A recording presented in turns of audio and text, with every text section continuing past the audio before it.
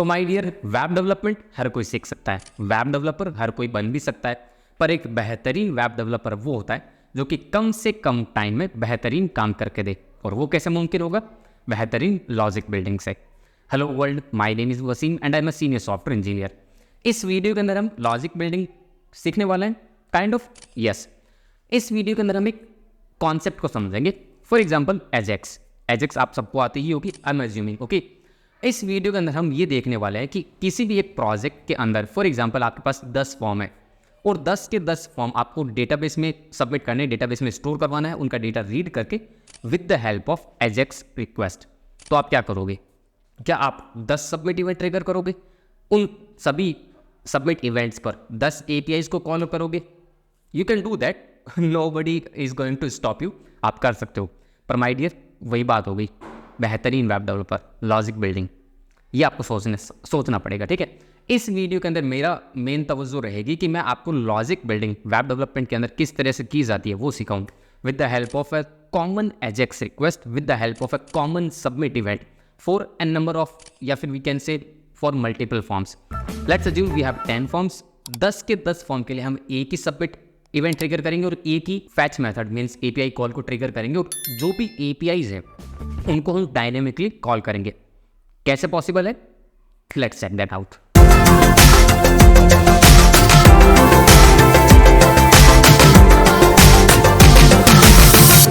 Welcome to the screen. तो इस video के अंदर हम देखने वाले हैं कि एक ही वेब एप्लीकेशन के अंदर हमारे पास अगर n नंबर ऑफ फॉर्म्स हैं, फॉर एग्जांपल हम एक वेब एप्लीकेशन बना रहे हैं जिसमें एडमिन पैनल है या फिर फ्रंट एंड पार्ट है, और उस वेब एप्लीकेशन के अंदर 10, 20, 50 फॉर्म्स होंगे, जिन फॉर्म्स के अंदर हम डेटा फिल करेंगे, डेटा सबमिट होगा और डेटाबेस में स्टोर होगा। और सभी के सभी फॉर्म्स हमें वाया एजेक्स कॉल यूज़ करने हैं। मतलब हमारे पास सर्टेन APIs हैं, हम हर एक फॉर्म पर एक सबमिट इवेंट ट्रिगर करेंगे, एक API कॉल होगी, उस API पर डेटा पास होगा और वो डेटा डेटाबेस में स्टोर या फिर अपडेट हो जाएगा, राइट। तो फिर क्या अगर हमारे पास 10 फॉर्म्स है तो क्या हम 10 एजेक्स क्वेरीज बनाएंगे या फिर 10 सबमिट इवेंट बनाएंगे? मतलब 10 सबमिट इवेंट बनाया, देन हर एक इवेंट के अंदर हम एक एजेक्स कॉल करेंगे। आइडियली ये लोग करते ही हैं, बट मेरा मेन कंसर्न ये है कि अगर कोई वेब एप्लीकेशन सीख रहा है तो क्या उसका दिमाग भी खुल रहा है या फिर नहीं, क्या उसे लॉजिक लग रहे हैं या फिर नहीं। अगर देखो आप 10 फॉर्म पर 10 सबमिट इवेंट ट्रिगर करोगे, 10 API को कॉल करोगे, API तो देखो 10 कॉल होंगी ही होंगी, पर क्या आप ऐसा कुछ कर सकते हो कि एक ही सबमिट इवेंट हो, एक ही फैच मेथड आप लगाओ और API जो है वो डायनेमिकली कॉल हो जाए? That's what I want to teach. तो इस वीडियो के अंदर हम एक ही सबमिट इवेंट बनाएंगे, उस सबमिट इवेंट के अंदर नो डाउट एक ही फैच मेथड होगा और उस फैच मेथड के अंदर हम डायनेमिकली APIs को कॉल करेंगे, ठीक है। हम इस पर्टिकुलर प्रोजेक्ट पे 2 से 3 फॉर्म्स को टेस्ट करेंगे। आप अपने केस में इसी वीडियो में जो आप सीखने वाले हो उसको अपने प्रोजेक्ट के अंदर इंटीग्रेट कर लेना, तो आई कैन गारंटी यू आपका बहुत टाइम बचेगा इस वीडियो को देखने के बाद। इस प्रोजेक्ट में भी अगर आप किसी प्रोजेक्ट पे काम कर रहे हो या फिर अगर आप कोई कुछ एजेक्स या फिर वेब एप्लीकेशन के कॉन्सेप्ट सीख रहे हो तो आगे बहुत काम आने वाला माय डियर, ठीक है। प्रोडक्टिविटी आपकी बहुत हाई होने वाली है। मतलब जो काम करने में आपको शायद 2 दिन लग रहे थे वो आपका काम 2 से 4 घंटे में हो जाएगा, ठीक है। तो चलो अब हम समझते हैं। देखो, टू बी ऑनेस्ट मैंने पूरी की पूरी रिक्वेस्ट बना के रखी है, तो मैं लाइन बाय लाइन आपको समझाऊंगा, ओके। पहले एक छोटा सा डेमो देख लेते हैं। हमारे पास ये एक फॉर्म है ऐड कैटेगरी का। ये देखो बेसिकली ब्लॉग वेबसाइट का एडमिन पैनल है। अगर आप एक पुराने व्यूअर हो तो आपको पता होना चाहिए कि मैंने ब्लॉग वेबसाइट का एडमिन पैनल और एक वेबसाइट बनाई थी पिछले वीडियोज़ के अंदर, ठीक है। तो अगर आप लारावेल डेवलपर हैं या फिर लारावेल को सीख रहे हैं माय डियर, तो आप डिस्क्रिप्शन के अंदर जो मैंने लिंक दिए हैं प्रोजेक्ट्स वगैरह के, आप उनको देख सकते हो। और अगर आपका मकसद सिर्फ और सिर्फ इसी कॉन्सेप्ट को समझना है तो कोई बात नहीं, आप इसी कॉन्सेप्ट को आसानी से समझिए। कोड का जितना भी मैं लिंक है, गिटअप का लिंक, वो मैं नीचे डिस्क्रिप्शन के अंदर ऐड कर दूंगा, और मैं अभी थोड़ी देर में बताऊंगा भी कि आपको कैसे उस कोड को देखना है और समझना है। मतलब समझाऊंगा तो मैं, पर जो गिटअप का लिंक है वहां पर भी मैं जाकर आपको समझाऊंगा, ठीक है। अब इस वीडियो को देखो, अगर फॉर एग्जांपल आप PHP एप्लीकेशन बना रहे हैं, कोर PHP एप्लीकेशन, या फिर कोडिंग नेटर की कोई एप्लीकेशन बना रहे हैं, या फिर लारावेल की एप्लीकेशन बना रहे हैं, तो माय डियर ये कॉन्सेप्ट आपके बहुत काम आने वाला है। लिख लो मेरी बात, ठीक है। तो हम डेमो देखने वाले थे। थोड़ा गौर से देखना, एजेक्स रिक्वेस्ट पे कभी भी पेज रीलोड नहीं होता है, मेक श्योर, ठीक है। ये मैंने प्रीवियस वीडियोज़ के अंदर बताया हुआ है। ये छोटी सी कह सकते हैं कि प्री रिक्वेस्ट है कि इस वीडियो के साथ अगर आपको कंटिन्यू करना है तो आपको एजेक्स के कॉन्सेप्ट के बारे में जानकारी होनी चाहिए, ठीक है। असिंक जावास्क्रिप्ट क्या होती है उसके बारे में जानकारी होनी चाहिए, बिकॉज ज़रूरी नहीं, अब यार वो तो नहीं हो सकता ना मैं उन कॉन्सेप्ट को इन वीडियो के अंदर एक्सप्लेन करूँ। Getting my point. अगर वो कॉन्सेप्ट्स आपके क्लियर नहीं है माय डियर, तो नीचे डिस्क्रिप्शन के अंदर मैं उनके भी लिंक डाल दूंगा वीडियोज़ के, तो आप वो भी देख सकते हैं, ठीक है। चलो अब डेमो पे आते हैं। मैं डायरेक्टली फॉर्म को सबमिट करूंगा, एक एपीआई ट्रिगर हुई और हमारे पास एक वैलिडेशन का एरर आ गया, ठीक है, कि हाँ भाई आपको कैटेगरी फील्ड कैटेगरी की नेम भी देना पड़ेगा और स्टेटस की वैल्यू भी पिक करनी पड़ेगी। फॉर एग्जाम्पल मैंने कैटेगरी डाला पॉलिटिक्स, अब मैं सेव करता हूँ तो वैलिडेशन एरर पहले गायब होता है और फिर बाद में हमारे पास आता है the status field is required, right. तो अब मैं स्टेटस को भी पिक कर लेता हूँ। फॉर एग्जाम्पल मैंने लिखा, सेलेक्ट किया एक्टिव। अब मैं सेव पे क्लिक करता हूँ तो पहले तो एरर गायब हुई और उसके बाद हमारे पास विद इन मिनी सेकेंड्स एक मैसेज आ जाता है, category has been created successfully, right. तो अब हम जाके चेक कर लेते हैं मैनेज कैटेगरीज में कि क्या वो कैटेगरी क्रिएट हुई। ये रही देखो पॉलिटिक्स, ठीक है। अब हम इस फंक्शनैलिटी को समझते हैं कि ये आखिर काम कैसे कर रही है। ओके, तो हम आते हैं हमारे कोड पर। सबसे पहले तो देखो मैं जो फाइल है ऐड कैटेगरी की, उस ब्लेड फाइल को मैंने ओपन किया। ये बेसिकली लारावेल प्रोजेक्ट है जैसा मैंने थोड़ी देर पहले बताया, ठीक है। साइड बार को मैं बंद कर देता हूँ। यहाँ पर इससे पहले जो हमारा जावास्क्रिप्ट का कोड है वो समझना जरूरी है, क्योंकि हमने एक कस्टम जीएस फाइल बनाई है, ठीक है। अब इस फाइल को मैंने कहाँ रखा वो मैं स्टार्ट से बताता हूँ आपको, ओके। अगर आप एक प्रीवियस व्यूअर हैं इस पर्टिकुलर प्रोजेक्ट के साथ, ब्लॉग वाले प्रोजेक्ट के साथ, तो आपको समझना जरूरी है। अदरवाइज तो आप अपने हिसाब से अपनी जो भी आपकी पाथ होगा वहाँ पे आप उस फाइल को रख सकते हो, ठीक है। मैंने इस फाइल को रखा है पब्लिक के अंदर, एसेट्स के अंदर एक जीएस फोल्डर है, इसके अंदर मैंने एक फाइल बनाई है custom.js, ठीक है, अलग से सेपरेट रखा है। अब इस जीएस फाइल को मैंने कॉल किया है, नो डाउट कॉल मैं कहाँ करूँगा, एडमिन की ही साइड करूँगा। तो एडमिन पर भी मैंने, ये रहा हमारा एडमिन फोल्डर, यहाँ पर रहा लेआउट में है एडमिन ऐप, यहाँ पर मैंने बॉटम में सबसे एंड में इस फाइल को कॉल कर लिया है। कहानी क्लियर है यहाँ तक की, ठीक है। तो हमारे प्रोजेक्ट में ये फाइल कॉल हो चुकी है। अगर व्यू सोर्स करके दिखाने का कोई सेंस बनेगा नहीं, ओके। इस लेआउट फाइल को हमने बंद कर दिया, ओके। तो बस फाइल को क्रिएट किया और फाइल को कॉल कर लिया। अभी के लिए आपके केस में हो सकता है कि ब्लैंक फाइल हो, ठीक है। अब उसके बाद मैंने क्या किया, ये एक सबमिट इवेंट को ट्रिगर किया। अब इसमें क्या कहानी हो रही है वो मैं भी समझाता हूँ। उससे पहले क्या करना है मुझे, जो मेरी कैटेगरी की फाइल है, मैं ब्लॉग्स वाली फाइल को बंद करता हूँ। ये रहा एडमिन के अंदर ही कौन सी फाइल है, कैटेगरीज के अंदर ऐड वाली फाइल, ठीक है। इस फाइल के अंदर मैंने क्या किया, जो हमारा अलर्ट वाली फाइल थी जहाँ से ये सक्सेस मैसेजेस वगैरह शो हाइड हो रहे हैं, वहाँ पर मैंने कुछ मैसेजेस को, कुछ डिव्स को और बनाया, वो भी मैं दिखा देता हूँ। ये रहा हमारा एडमिन फोल्डर, यहाँ पर ये रहा इंक्लूड, ये रही अलर्ट फाइल, ओके। ये वो डिव है बेसिकली जो कि सक्सेस और कह सकते हैं कि एरर मैसेज को डिस्प्ले या फिर हाइड, एरर मैसेज या फिर सक्सेस मैसेज को शो हाइड कर रही है, ठीक है। ये आईडी है एरर मैसेज, ठीक है, फॉर द एरर मैसेजेस। ये है सक्सेस मैसेज के लिए डिव, ये रही सक्सेस मैसेजेस के लिए। डिफॉल्ट इनको मैंने डिस्प्ले नन करके रखा है, ठीक है, बिकॉज डिस्प्ले नन क्यों किया, डिफॉल्ट कुछ मैसेज होगा ही नहीं हमारे पास। और ये वाली जो डिव है ये हमने वैलिडेशन मैसेजेस को दिखाने के लिए रखा है, ठीक है, जो कि अभी आपने थोड़ी देर पहले देखा। इसकी आईडी हमने क्या रखी है, एरर लिस्ट। ये मैं अभी क्यों बता रहा हूँ, बिकॉज इनका यूज होगा तो जाहिर सी बात है उस टाइम बताऊँ उससे पहले बता देना ज़्यादा जरूरी है, राइट, बिकॉज इनके रेफरेंसेज अभी हम आगे बनाने वाले हैं। यहाँ तक की कहानी क्लियर है, ठीक है। इस फाइल को भी हम ओपन रख लेते हैं। अब हम आते हैं ऐड फाइल पे, ठीक है, जो हमारी कैटेगरीज की ऐड फाइल है। इस कैटेगरीज की ऐड फाइल पे अगर आप नोटिस करोगे तो मैंने यहाँ पर एक क्लास असाइन की है, ठीक है, common form. It's completely up to you what kind of name you want to add here, ठीक है। कॉमन फॉर्म मुझे सही लगा कि यही रख देते हैं, ठीक है, बाकी आप पर है। और यहाँ पर एक एक्शन डिफाइन है, राउट कैटेगरी डॉट स्टोर। अब ये कैटेगरी डॉट स्टोर यहाँ पे मैंने क्यों रखा है, क्योंकि लारावेल है ना, तो लारावेल पे जनरली पोस्ट राउट नाम का एक फंक्शन होता है जो कि एक यूआरएल को ही ट्रिगर करता है, ठीक है। तो यहाँ पर मैंने कैटेगरीज डॉट स्टोर को किया, ये एंड ऑफ द डे एक यूआरएल ही है।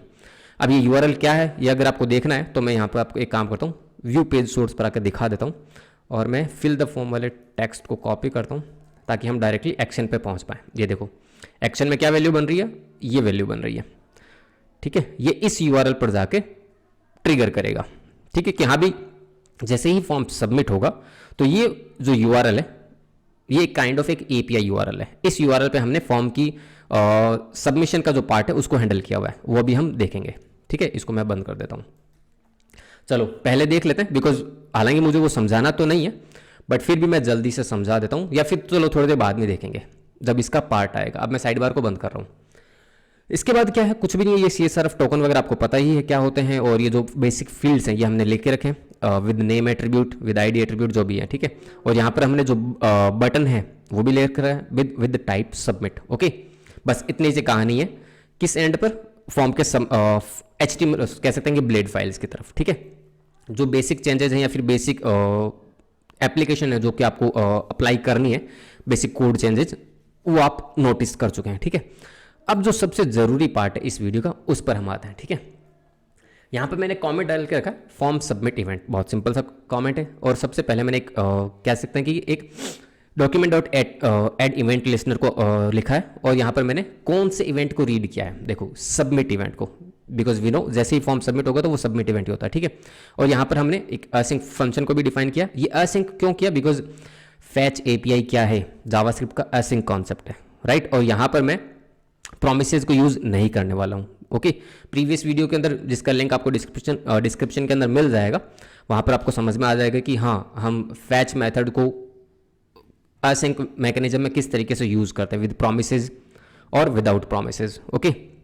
ठीक है, तो ये हमारा असिंक फंक्शन हो गया। अब इसके अंदर सबसे पहले हमने क्या किया, एक इफ स्टेटमेंट लगाया, और ये चेक कर रहा है event dot target class list, मतलब यहाँ पे जो देखो इवेंट वेरिएबल है ना, ये चेक कर रहा है कि इवेंट डॉट टारगेट जिस फॉर्म पर सबमिट हो रहा है उसकी क्लास लिस्ट में कॉमन फॉर्म नाम की कोई क्लास है या फिर नहीं, कंटेंट्स मेथड से।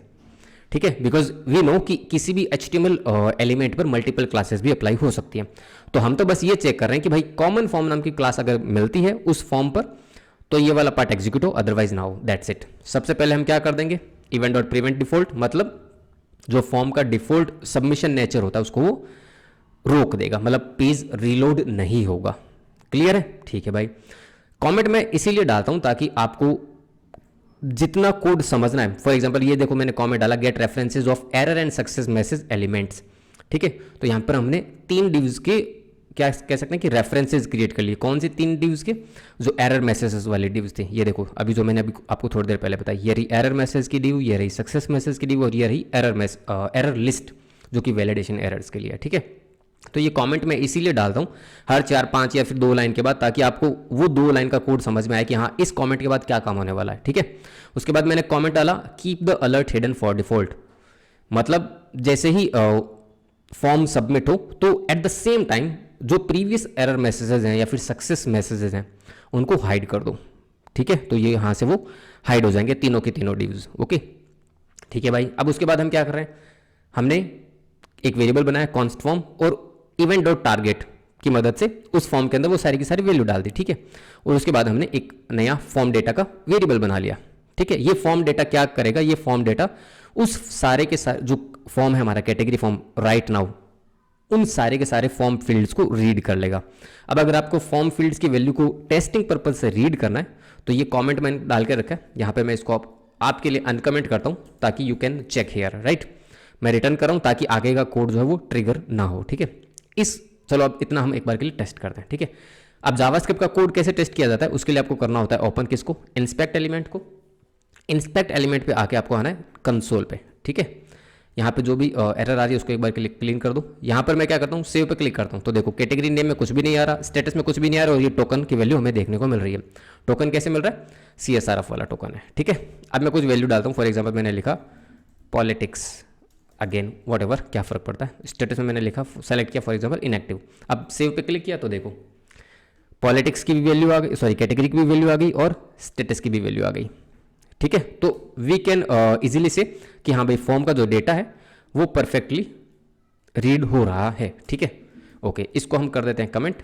इस कोड को क्यों कमेंट कर रहे हैं, बिकॉज इसका यूज़ नहीं है, ये सिर्फ और सिर्फ आपके अंडरस्टैंडिंग के लिए था कि हाँ इन फ्यूचर अगर आपके साथ ये हो रहा हो कि कोई की पास नहीं हो रही, कोई भी फॉर्म का फील्ड पास नहीं हो रहा, तो इस तरीके से आप रीड करके देख सकते हो कि हाँ भाई किसी भी फॉर्म फील्ड के अंदर डेटा आ रहा है या फिर नहीं आ रहा है, मतलब काइंड ऑफ डिबगिंग पर्पज से। ओके, अब यहाँ से सबसे मेन पार्ट शुरू होता है इस पर्टिकुलर इवेंट का, तो थोड़ा ध्यान से समझना। ओके, यहाँ पे मैंने कमेंट डाला take out the API URL from form action attribute.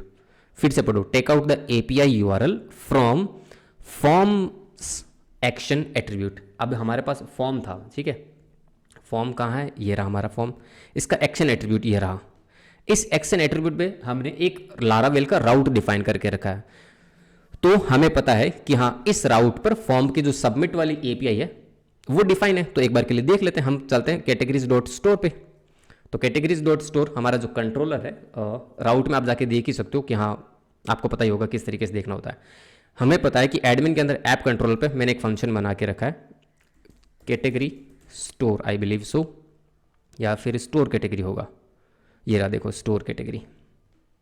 ठीक है, तो ये जो फंक्शन है ये बेसिकली एक एपीआई है, वी कैन से। इस फंक्शन पे क्या हो रहा है, डेटाबेस का जो लॉजिक है वो सारा लगा हुआ है, बिजनेस लॉजिक।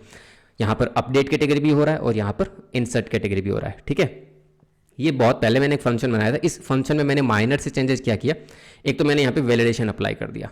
ठीक है, वैलिडेशन मैंने जब ये प्रोजेक्ट बनाया था तो मैंने ये काइंड ऑफ होमवर्क दिया था आप लोगों को कि आप खुद से लगाओ, बट चूंकि अब इस फंक्शन को हमने एक एपीआई में कन्वर्ट कर दिया तो मेरी जिम्मेदारी बनती है कि हाँ अगर एपीआई से वैलिडेशन की अगर एरर आए तो उसको हम फ्रंट एंड में किस तरह से हैंडल कर सकते हैं। That is why I applied the validation here. ठीक है, तो ये इतना सा कोड है वैलिडेशन को हैंडल करने का।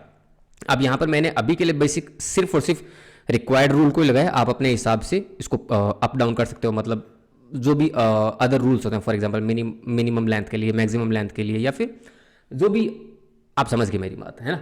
ठीक है, अब अगर वैलिडेशन फेल हो जाएगा तो ये रिजल्ट के अंदर आएगा और यहाँ से रिटर्न कर देगा JSON फॉर्मेट में जो भी है। ठीक है, और ये एरर्स के अंदर हमें मैसेज देखने को मिल जाएगा। अभी ये एपीआई एंड जावास्क्रिप्ट साइड में किस तरह से हैंडल हो रहा है वो भी मैं थोड़ी देर बाद बताऊंगा। ओके, और यहाँ पर क्या हो रहा है, वही सारा कोड पहले वाला ही है, कुछ चेंज नहीं किया, बस मैंने चेंज किया ये जो रिजल्ट है ना ये पास किया, मतलब जो भी मैसेज हम रीलोड करके मैनेज कैटेगरीज पर पास कर रहे थे वो अब हम यहाँ पर नहीं करेंगे, हम रिटर्न करेंगे। एपीआईज क्या करती हैं, एपीआई जनरली रेस्पॉन्स को रिटर्न करती है। ठीक है, तो हमने स्टेटस ट्रू रिटर्न कर दिया और मैसेज के अंदर जो भी मैसेज होगा वो रिटर्न हो जाएगा। और कैच वाले पार्ट में भी हमने एक एरे बना दिया और मैसेज के अंदर जो भी एरर होगी वो पास कर देंगे और लास्ट में हम रिटर्न कर देंगे रेस्पॉन्स को। ये देखो रिटर्न टू ऑल कैटेगरीज को मैंने कॉमेंट करके रखा है। ठीक है, अब आते हैं हम वापस custom.js फाइल पे, जो कि सबसे जरूरी पार्ट था इस वीडियो का। यहां से हम क्या करेंगे, take out the API URL from action attribute. API URL get करेंगे हम form.action से। यहाँ पे देखो हमने फॉर्म वेरिएबल के अंदर event.target को रीड कर लिया था, तो अब एक तरीके से हमारे पास पूरा का पूरा फॉर्म आ चुका है इस फॉर्म वेरिएबल के अंदर। ठीक है, तो यहाँ से हम डायरेक्टली जो हमारी जो एक्शन एट्रीब्यूट है वो किस तरीके से रीड कर पाएंगे, form.action।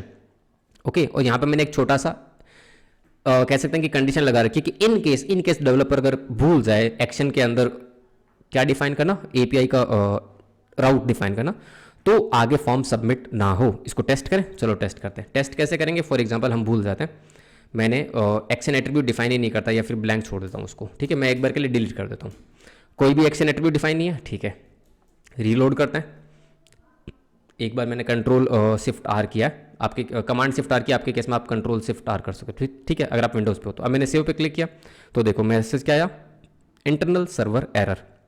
इंटरनल सर्वर एरर क्यों आया, वो चला गया कहाँ पर, वो चला गया इस पार्ट के अंदर, इंटरनल सर्वर एरर के अंदर। वाई, बिकॉज वहाँ पर उसे एक्शन एट्रीब्यूट ही नहीं मिला। तो हमें क्या करना है, एक्शन एट्रीब्यूट तो डिफाइन करना है, एक्शन एट्रीब्यूट के अंदर वैल्यू डिफाइन नहीं करेंगे, कंट्रोल जेड करना है।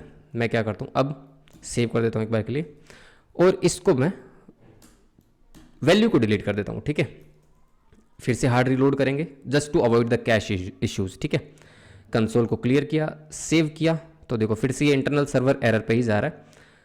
यहाँ पर आ रहा है हमारे पास मेथड नॉट फाउंड। ठीक है, इस कंडीशन को आप चाहो तो थोड़ा सा और चेंज कर सकते हो। फॉर एग्जांपल अगर आप चाहो तो यहाँ पर अलर्ट लगा दो, या फिर अलर्ट नहीं लगाते, हम console.log करते हैं, console.log API URL, देखते हैं ना डेटा क्या आता है। सेव किया, फिर से हम कंट्रोल शिफ्ट आर करेंगे। मेरा हाथ यार कंट्रोल शिफ्ट मतलब कमांड शिफ्ट आर पे जाता है। अब मैं सेव पे क्लिक करता हूँ तो देखो हमें मिल रहा है add category. Add category why, okay got it. हम एक बार फॉर्म का एक्शन एट्रीब्यूट फिर से चेक करते हैं, इंस्पेक्ट पे जाते हैं, ये रहा एक्शन। ओके ठीक है, तो अब देखो आप नोटिस करना, जो डिफॉल्ट एक्शन एट्रीब्यूट की जो वैल्यू होती है वो सेम ही होता है, हमेशा ध्यान रखना। सॉरी, लारावेल हो या फिर ये डिफ़ॉल्ट बिहेवियर है। अगर आप एक्शन डिफाइन करोगे या फिर नहीं करोगे, ठीक है, तो जो डिफ़ॉल्ट फॉर्म की जो एक्शन वैल्यू होती है वो सेम यूआरएल ही होता है जिस यूआरएल पर आप फॉर्म को देख रहे हो। दैट इज़ वाई हमें कंसोल पे यही यूआरएल देखने को मिल रहा था, ठीक है। तो अब आप यहाँ पे क्या कर सकते हो, इस कंडीशन की वजह से देखा जाए तो जरूरत रहेगी नहीं, बिकॉज वो ऑटोमेटिकली कहाँ जा रहा है, इस कैच के पार्ट के अंदर जा रहा है, ठीक है, इंटरनल सर्वर एरर के अंदर जा ही रहा है। ओके, मैं एक बार के लिए इस कोड को कमेंट नहीं करूँगा, आप अपने हिसाब से इसको कस्टमाइज कर सकते हो, ठीक है। ठीक है भाई, मैं वापस उसी राउट को डिफाइन कर देता हूँ, ठीक है। तो यहाँ पर हमारे पास क्या हो जाएगा, end of the day API URL आ जाएगा। वी नो कि हाँ अब हमने मैन्युअली डिफाइन करके रखा है, तो आई कैन गारंटी कि अब हमारे पास सही यूआरएल आ जाएगा इस एपीआई यूआरएल वेरिएबल में, ठीक है। ओके, अब उसके बाद हम क्या करेंगे, रियल में एपीआई को कॉल करेंगे। अब अगर आप एक देखो लारावेल डेवलपर हो ना, तो आपके दिमाग में शायद थोड़ी सी कंफ्यूजन हो कि भैया हम तो एपीआईज तो डिफ़ॉल्ट जो राउट होता है web.php नहीं, api.php होता है उसमें बनाते हैं। आप तो web.php के ही राउट को एज ए एपीआई ट्रीट कर रहे हो। तो माय डियर देखो, आपकी बात बिल्कुल सही है। इन जनरल हम एपीआईज के जो राउट होते हैं ना वो यहीं पे डिफाइन करते हैं। फॉर एग्जांपल हम राउट्स पे चलते हैं, राउट पर api.php पे यहीं पे डिफाइन करते हैं। But as per the use cases, क्योंकि हमारा ये जो एप्लीकेशन है इसी में फ्रंट एंड और इसी में बैक एंड हो रहा है, तो हम web.php पे जो राउट डिफाइन है उनको भी एज ए एपीआई ट्रीट कर सकते हैं, कोई मना नहीं है, ठीक है। स्टैंडर्ड वे वही है, बट ऐसे भी अगर करें तो कोई मना नहीं है, कोई रोकने वाला नहीं है। बस इन सॉरी, अगर आप web.php पे कोई एपीआई डिफाइन करोगे और उसको वाया फॉर्म कॉल करोगे तो उसकी रिक्वायरमेंट ये होगी कि उसको टोकन भी चाहिए, CSRF token. Getting my point? तो वो हम पास कर ही रहे हैं, ओके ठीक है। हालांकि ये पार्ट नहीं था इस वीडियो को समझाने, इस वीडियो के अंदर समझाने का, बट फिर भी मैंने समझा दिया, कोई बात नहीं।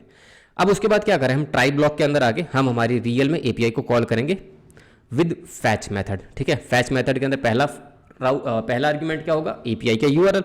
दूसरा आर्ग्यूमेंट क्या होगा, ऑब्जेक्ट है जिसके अंदर हमने मेथड डिफाइन किया, पोस्ट और बॉडी डिफाइन कर दी, form data, as simple as that, जो कि हमने फॉर्म डेटा यहाँ पे डिफाइन करके रखा है, ठीक है।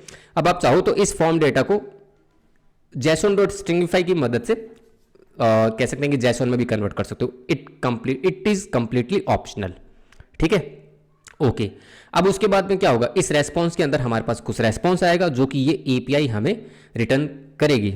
कहाँ गई वो एपीआई, उसको हमने बंद कर दिया। ये रहा हमारा ऐप कंट्रोलर, ये रहा देखो रेस्पॉन्स, यहाँ से कुछ ना कुछ रिटर्न होगा ना। अब इसमें क्या रिटर्न होगा, या तो फॉल्स रिटर्न होगा या फिर ये वाला ट्रू वाला पार्ट रिटर्न होगा, राइट। तो अब इसको हमने क्या करके रखा है, सबसे पहले तो हम क्या करेंगे, जो भी रेस्पॉन्स आएगा उसको JSON में कन्वर्ट करेंगे, तो जो रिजल्ट होगा, अब रिजल्ट के अंदर हमारे पास JSON वाली वैल्यू होगी, ठीक है। तो इस बार हम क्या करते हैं, एक बार console.log करते हैं, किसको, रिजल्ट को हम console.log करते हैं ताकि आपको पता चले कि हाँ क्या रिजल्ट आ रहा है, राइट। अब हम करते हैं सेव, रीलोड करते हैं। एक बार के लिए मैं कुछ भी डेटा फिल नहीं करूंगा बिकॉज वी नो कि उस केस में वैलिडेशन ट्रिगर हो जाएगी, राइट। बिकॉज हमें तो एंड ऑफ द डे ये समझना है कि रेस्पॉन्स क्या आ रहा है, ठीक है। मैं एक बार Ctrl+0 करता हूँ, सेव पे मैंने किया क्लिक, तो देखो रेस्पॉन्स रिजल्ट में क्या आया, status false, validation error occurred, और एक एरर नाम का की भी हमारे सामने आ चुकी है जिसमें आ रहा है मैसेज कैटेगरी नेम और स्टेटस, राइट। ओके, तो अब हमारे इस केस में क्या होगा, रिजल्ट डॉट स्टेटस ट्रू नहीं मिला उसको, because we know result dot status तो फॉल्स आ रहा है, तो ये वाला पार्ट नहीं चलेगा, ओके। उसके बाद हमने क्या चेक करके रखा है, एल्स इफ में रिजल्ट डॉट एरर नाम की कोई की आ रही है क्या, हाँ आ रही है, एरर नाम की आ रही है। थोड़ा सा जूम करके दिखा देता हूँ, तो उस केस में क्या हो जाएगा, ये एल्स इफ वाला पार्ट चल जाएगा। और अगर ये दोनों ही ट्रू नहीं होंगे तो जाहिर सी बात है उस केस में एल्स वाला पार्ट चलेगा, ठीक है। चलो, अब इसके अंदर मैंने क्या करके रखा है, रिजल्ट डॉट स्टेटस में कुछ भी नहीं है, बस जो सक्सेस मैसेज वाली डिव थी उसको डिस्प्ले ब्लॉक कर दिया, और जो इनर HTML के अंदर हमने क्या डिस्प्ले कर दिया, जो एपीआई साइड से हमें जो मैसेज देखने को मिल रहा है, इस केस में हमें क्या मिल रहा है, वैलिडेशन एरर अकर्ड वाला मैसेज देखने को मिल रहा है जो कि हमने डिस्प्ले नहीं किया। We know that because else if वाला पार्ट चल रहा है। अब एल्स इफ वाले पार्ट में हमने क्या करके रखा है, सबसे पहले हमने एरर्स के अंदर जो एरर नाम का ऑब्जेक्ट आ रहा है, राइट, उसको रीड कर लिया, ठीक है। ये रहा हमारा एरर नाम का ऑब्जेक्ट। उसके बाद क्या किया, बस एरर यूआई जो थी हमारी, और ये रही एरर यूआई एलिमेंट, ये रहा, ठीक है। इसको हमने क्या किया, इसके अंदर अब हमने एक लूप चलाकर एरर्स को डायनेमिकली डिस्प्ले किया, और कुछ नहीं किया। सबसे पहले हम उसका रेफरेंस गेट करेंगे, उसका इनर HTML ब्लैंक कर देंगे, और उसके बाद एरर्स का जो की आ रही है उसका लूप चलाकर एक एल क्रिएट करेंगे, उस एल को अपेंड चाइल्ड कर देंगे, और जो मैसेज होगा वो मैसेज क्या जाएगा, एरर्स के अंदर ये वाला एरर ऑब्जेक्ट वेरिएबल चला जाएगा। ठीक है, तो एक तरीके से the category field is required we can see here, और उसके बाद में the status field is required we can see here. तो इस लाइन ऑफ कोड से हमें वो एरर देखने को मिल रही है। ठीक है, लिस्ट ऑफ एरर्स, और लास्ट में क्या किया, एरर लिस्ट जो कि हमने यहाँ पर ऊपर रेफरेंस कलेक्ट किया है उसको भी डिस्प्ले ब्लॉक कर दिया। सी ठीक है, ओके भाई। अब हम एक काम करते हैं, कुछ जेन्युइन वैल्यू डाल देते हैं। फॉर एग्जांपल हमने डाला फुटबॉल कुछ, ठीक है, सेलेक्ट किया हमने एक्टिव और सेव पे क्लिक किया। एक बार मैं जैसोन को कंसोल क्लियर कर देता हूँ, सेव पे मैंने क्लिक किया तो देखो रिजल्ट क्या है हमारे पास, status true, category has been created successfully. ऊपर we can see category has been created successfully. इस बार कौन सा केस चला, ये वाला केस चल गया, as simple as that, right. Default अगर एरर रहेगी किसी भी टाइप की तो ये एल्स वाला चल जाएगा, अगर मतलब वो दोनों ही ब्लॉक नहीं चलेंगे तो।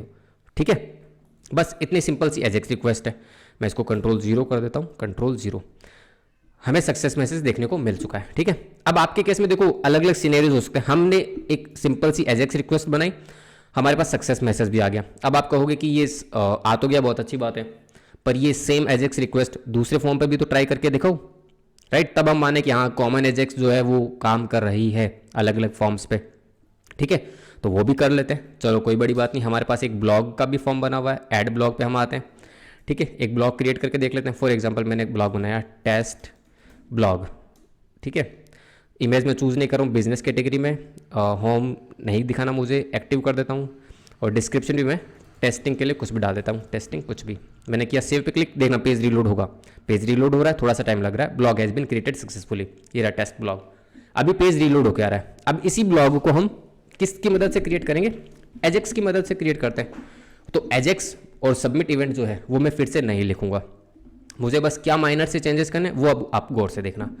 मैं आऊँगा कहाँ पर, सबसे पहले तो जो हमारा ब्लॉग की जो ऐड फाइल है उस पर आऊँगा। ठीक है, ये मैंने ओपन कर ली, ओके। अलर्ट वाले चेंजेस मैंने ऑलरेडी करके रखे हैं, तो यहाँ पे मुझे कुछ नहीं करना। मुझे सिर्फ और सिर्फ ये जो form attribute sorry form tag है ना, इसके अंदर आकर यहाँ पर एक क्लास डिफाइन करनी है।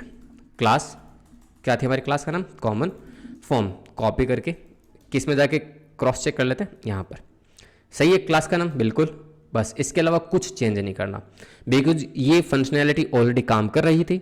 मुझे बस इस फंक्शनैलिटी को via submit event using JS call करना है, राइट। तो अब इसको हम टेस्ट कर लेते हैं, और कुछ भी चेंजेस नहीं करने, कुछ भी। अब देखो मैं टेस्ट करता हूँ, हार्ड रीलोड कर लेंगे हम। अब एक बार आप गौर से देखना, मैं चलो इंस्पेक्ट एलिमेंट भी खोल ही देता हूँ। हाँ चलो, सबसे पहले तो हमें कुछ और चेंजेस करने पड़ेंगे। सॉरी, हमने अभी ब्लेड साइड में क्या कर दिया, क्लास अप्लाई कर दी, बट वी नो कि जो सर्वर साइड काम हो रखा है वो अभी भी जो पुराना कोड था वही हो रखा है ना, तो उसको हमें चेंजेस करना पड़ेगा ना, जैसा हमने कैटेगरी साइड में किया। तो सबसे पहले मुझे वैलिडेशन लगाना पड़ेगा, तो मैं इसको कॉपी कर लेता हूँ और मैं जाऊँगा स्टोर ब्लॉग पे। ठीक है, तो स्टोर ब्लॉग पर आके मैं वैलिडेशन अप्लाई कर दूंगा। ओके, अब वैलिडेशन मुझे ब्लॉग टाइटल पे रखना है, तो मैं इसको रिक्वायर्ड कर दूंगा। डिस्क्रिप्शन पे मुझे रिक्वायर्ड नहीं रखना है, स्टेटस को रिक्वायर्ड रखना है, तो वो ऑलरेडी है। ओके, जो एक्स्ट्रा कोड है उसको मैं डिलीट कर देता हूँ। सेव किया, अब एक बार के लिए मैं इतने पार्ट को टेस्ट करता हूँ। ठीक है, रीलोड किया, हार्ड रीलोड कर लेना, कंट्रोल शिफ्ट R से। इंस्पेक्ट पे जाते हैं, ये क्यों जा रहा हूँ मैं इंस्पेक्ट पे, ताकि आप चेक कर पाओ कि हाँ API कॉल हो रहा है या फिर नहीं। नेटवर्क को मैंने किया क्लीन, कंसोल को भी कर दिया क्लीन। ठीक है, सेव पे क्लिक किया तो देखो स्टोर ब्लॉग नाम की API कॉल हो गई, और यहाँ पे देखो मैसेज क्या आ रहा है, स्टेटस फॉल्स, और एरर्स क्या देखने को मिल रही है, the blog title is required, status field is required, और ऊपर देखो ये आ गए error message same. API call हो गई, कुछ चेंजेस नहीं किए हमने, माइनर से छोटे मोटे चेंजेस किए बस, इसके अलावा कुछ भी नहीं। अब उसके बाद क्या करना है, उसके बाद वही सेम करना है ना हमें। सबसे पहले तो रिडायरेक्ट नहीं करना, तो इसको भी हम कमेंट कर देते हैं। ओके, यहाँ पर हमें रिटर्न करना पड़ेगा रेस्पॉन्स को, रिटर्न रेस्पॉन्स जैसोन, और यहाँ पर हम डाल देंगे रिजल्ट। ठीक है, तो रिजल्ट बनाते हैं, इस कैच वाले पार्ट को भी मैं कमेंट कर देता हूँ, और यहाँ पर हम रिजल्ट बनाएंगे एक, जो कि एक एसोसिएटिव एरे होगा। इसके अंदर हम सबसे पहले रखेंगे स्टेटस, जो कि होगा फॉल्स। यहाँ पर टाइपिंग मिस्टेक मत करना, मेक श्योर। ठीक है, मैसेज होगा, मैसेज क्या होगा, यही तो होगा। इसको हम कर लेते हैं कॉपी, बस। अब इसी रिजल्ट को कॉपी करो यहाँ से, और यहाँ कहाँ पे रख दोगे, हम रख देंगे यहाँ पर। ठीक है, और यहाँ पर मैसेज क्या आएगा, जो ऊपर से हमें मैसेज देखने को मिल रहा है, देखने को तो नहीं मतलब मिल रहा है, ये रहा देखो, ब्लॉग हैज़ बीन अपडेटेड और ब्लॉग हैज़ बीन क्रिएटेड। बस ये वाले पार्ट को आप, ये वाले वेरिएबल को आप यहाँ पर पास कर दोगे और स्टेटस क्या हो जाएगा, ट्रू, बिकॉज वी नो कि ये पर्टिकुलर सेक्शन कब चलेगा, जब सक्सेसफुली डेटा या तो इंसर्ट हो जाएगा या फिर अपडेट हो जाएगा, राइट। और यहाँ से हम डायरेक्ट ऑटोमेटिकली पहले से ही रिटर्न कर रहे हैं जब भी वैलिडेशन फॉल्स हो रहा है, ठीक है। चलो भाई एक बार फिर से हार्ड रिलोड कर लेते हैं। अब हम क्या करते हैं, नेटवर्क को भी क्लीन कर देते हैं, ठीक है। अब हम ब्लॉग डाल देते हैं, फॉर एग्जांपल जैसे आज तारीख है 15 Jain, blog testing what ever, ठीक है। कैटेगरी हमने चूज़ कर ली हेल्थ एंड फिटनेस। इमेज भी मैं चूज़ कर लेता हूँ फॉर योर कन्वीनियंट कि हाँ इमेज अपलोड हो रही है या फिर नहीं इन दिस एजेक्स क्वेरी, तो उसका भी हमें काइंड ऑफ कन्फर्मेशन मिल जाएगा।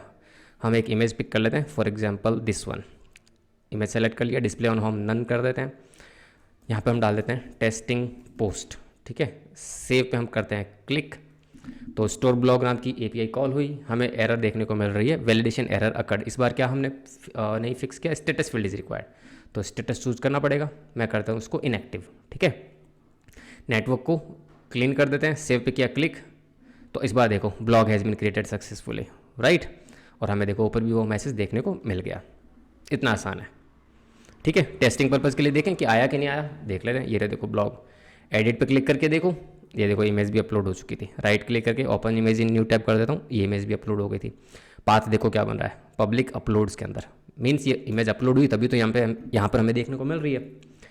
इतना आसान है, देख लो, ठीक है। अब यहाँ पर एक दो सिचुएशन आपके एंड पे ये हो सकती है कि जैसे हमने ये जो प्रोजेक्ट बनाया था, इस प्रोजेक्ट के इनिशियल स्टेज पे हम जब भी फॉर्म को सबमिट करते थे तो वो ऑटोमेटिक रीलोड होकर मैनेज कैटेगरीज या फिर मैनेज ब्लॉग्स पर आ रहा था। तो उसको देखो यार आप अपने एंड पर हैंडल कर सकते हो। कैसे हैंडल कर सकते हो, फॉर एग्जांपल ये जो स्टोर ब्लॉग वाला पार्ट है, यहाँ पर मैं एक की ऐड कर देता हूँ। लॉजिक है, देखो ये मेरा लॉजिक है जो अभी मेरे दिमाग में आ रहा है, आपके एंड पे जो भी लॉजिक आपके दिमाग में आए, आपको सही लगे, कॉमन लॉजिक को कहने का मतलब जो कि पूरे प्रोजेक्ट में काम आ सके एक सिंपल एजेक्स क्वेरी के साथ, तो वो आप अपने लेवल पर अप्लाई कर सकते हो, ठीक है। अब मुझे क्या करना है, फॉर एग्जाम्पल मुझे जब भी मैं ब्लॉग सबमिट करूँ तो ब्लॉग क्रिएट होने के बाद में वो मैनेज ब्लॉग्स पर रीडायरेक्ट होना चाहिए, ठीक है। तो मैं यहाँ पे एक की डाल देता हूँ, रीडायरेक्ट टू, और यहाँ पर मैं राउट बता दूंगा उसको कि हाँ भाई तुझे कहाँ रीडायरेक्ट होना है। तो ये जो राउट है इसी को मैं कॉपी कर लेता हूँ, ये रहा राउट ब्लॉग, और इसकी वैल्यू मैं डिफाइन कर देता हूँ। ये जो रीडायरेक्ट टू है ये मैं कहाँ पर डिफाइन कर रहा हूँ, ब्लॉग्स वाले केस में, कैटेगरीज वाले केस में नहीं कर रहा हूँ, बिकॉज सिचुएशंस हो सकती हैं अलग अलग, ठीक है। तो हम दोनों को ही टेस्ट करेंगे। अब मैं इन फॉर्म्स को नहीं मुझे आना पड़ेगा custom.js पे। वी नो कि वो की कब आएगी, जब डेटा सक्सेसफुली सबमिट होगा, इस पार्ट के अंदर आएगा, राइट। तो यहाँ पर हम सक्सेस मैसेज तो दिखा ही रहे हैं। अब यहाँ पर हम एक कंडीशन हैंडल कर लेते हैं, redirect to other page for example, और यहाँ पर हमें चेक करना पड़ेगा रिजल्ट डॉट रीडायरेक्ट टू की को, कि भाई वो की बन रही है या फिर नहीं। अगर बन रही है तो हम उसको रिडायरेक्ट कर देंगे विंडो डॉट लोकेशन डॉट एचरेफ, ठीक है, उप्स नॉट लाइक दैट, या एचरेफ, और इसके अंदर हम क्या पास कर देंगे, रिजल्ट डॉट रीडायरेक्ट टू। बस ये कंडीशन लगाना जरूरी है, बिकॉज हमें पता है कि ये जो रीडायरेक्ट टू है हमारे केस में आफ्टर ब्लॉग क्रिएशन की आएगा हमारे पास। जब भी हम ब्लॉग वाले फॉर्म को सबमिट करेंगे तब हमारे पास आएगा, बट जब हम कैटेगरीज फॉर्म सबमिट करेंगे तब नहीं आएगा, ठीक है। चलो अब इसको हम टेस्ट करते हैं। हम वापस चलते हैं ऐड ब्लॉग पर, और यहाँ पर हम एक ब्लॉग क्रिएट करते हैं, for example 15 Jain blog test 2, ठीक है। मैं कैटेगरी को सेलेक्ट कर लेता हूँ, स्टेटस सेलेक्ट कर लेता हूँ, इमेज इस बार मैं सेलेक्ट नहीं कर रहा हूँ, ठीक है। डिस्क्रिप्शन भी मैं यही डाल देता हूँ, ओके। इंस्पेक्ट ओपन करके दिखाता हूँ ताकि आपको पता चले कि हाँ रेस्पॉन्स से हमारे पास क्या आ रहा है, राइट। अब हम जाते हैं नेटवर्क पर जाके क्लीन कर देते हैं। सेव पे मैं करूँगा क्लिक, ये देखो सेव पे क्लिक किया और वो देखो ऑटोमेटिक कहाँ गया, मैनेज ब्लॉग्स पर। स्टोर ब्लॉग पे देखो, स्टोर ब्लॉग के प्रीव्यू में हमें कुछ देखने को नहीं मिल रहा। क्यों नहीं मिल रहा, बिकॉज पेज रीलोड हो चुका है। पेज रीलोड हो गया तो जाहिर सी बात है नेटवर्क भी रिफ्रेश हो गया, ओके। बट आई बिलीव आप मेरी कहानी समझ गए, ठीक है। अब मैं देखो कैटेगरीज के अंदर जाके एक और कैटेगरी क्रिएट करता हूँ। फॉर एग्जाम्पल मैंने लिखा 15 जैन कैट, ठीक है। स्टेटस मैंने लिया इनएक्टिव, सेव पे किया क्लिक, तो देखो category has been created successfully, but user अभी भी इसी पेज पर है, रीडायरेक्ट नहीं हुआ। वाई, बिकॉज ये जो पार्ट है इफ़ ब्लॉक सक्सेस सक्सेसफुल नहीं हुआ ना, रीडायरेक्ट टू की नहीं मिली कैटेगरी के केस में, तो वो रीडायरेक्ट नहीं हुआ, एज सिंपल एज दैट। ठीक है, तो देखो अब एक सिचुएशन और आपके सामने, इसको आपको हैंडल करना है। यहाँ पे मैं कमेंट डाल देता हूँ ताकि जब भी आपको कोड मिले तो आप इस पार्ट को कर दो, reset the form after submit, after getting success response. ठीक है, मतलब ये अच्छा नहीं लग रहा ना कि जैसे ही कैटेगरी सबमिट हो गई तो ये फॉर्म के अंदर जो डेटा है वो क्लियर हो जाना चाहिए था, राइट। ये आपकी जिम्मेदारी है। यहाँ पे आई बिलीव सिर्फ इतना सा कोड आपको करना है, बस इससे फॉर्म पूरा का पूरा रीसेट हो जाएगा। टेस्ट करें, चलो कर ही लेते हैं। मैंने कर तो दिया ही है। फॉर एग्जांपल मैंने लिखा 15 जैन कैट 2 और यहाँ पे मैं कर देता हूँ इनएक्टिव। सेव पे किया क्लिक, तो देखो कैटेगरी क्रिएट हो गई, जो फॉर्म के जो फील्ड है वो ब्लैंक हो गए, मतलब फॉर्म जो है वापस इनिशियल स्टेट पे आ गया, बस इतने से कोड से। ठीक है, और ये जो फॉर्म जो रीसेट है, ये वाला कोड कब नहीं चलेगा, जब पेज ऑटोमेटिक रीलोड हो जाएगा। तो मतलब यूजर ऑटोमेटिक मैनेज ब्लॉग पे चला गया तो इस पार्ट की बारी ही नहीं आएगी। Getting my point? तो माय डियर, ये सिंपल सी एजेक्स क्वेरी है। इसका जो कोड है वो मैं अभी गिटहब पे पब्लिश कर दूंगा।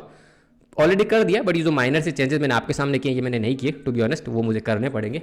बट मैं आपको बता देता हूँ आपको कहाँ पे मिलेंगे। देखो ये रही हमारी रिपोजिटरी। ये रिपोजिटरी पे जब आप आओगे इसका लिंक आपको मिलेगा कुछ इस तरीके से। ये इसका ओरिजिनल लिंक होगा, ब्लॉग वेबसाइट। ठीक है, यहाँ पर आने के बाद में आपको आना है इस ड्रॉप डाउन पे, मास्टर डिफॉल्ट सेलेक्टेड है, आपको चेंज करना है कॉमन एजेक्स पे। ठीक है, कॉमन एजेक्स पे चेंज करोगे तो ये पूरा का पूरा क्लोन ही है। मैंने नई ब्रांच बना ली बेसिकली। ठीक है, अब इसके अंदर आपको एजेक्स कोड देखना है तो पब्लिक के अंदर आके आपको मिलेगा एसेट्स के अंदर हमारी फाइल होगी जीएस फाइल के अंदर ये रही हमारी common.js फाइल। ठीक है, ये पूरा का पूरा कोड आपको देखने को मिल जाएगा। ठीक है, कमिट कर दूंगा, डोंट वरी। तो माय डियर, यहाँ पे इस वीडियो को हम खत्म करते हैं। इस वीडियो के अंदर हमने समझ लिया कि एक ही फॉर्म को आप यूज़ करते हुए किसी भी वेब एप्लीकेशन में मल्टीपल फॉर्म्स के जो इवेंट है, सबमिट इवेंट को किस तरह से हैंडल कर सकते हो।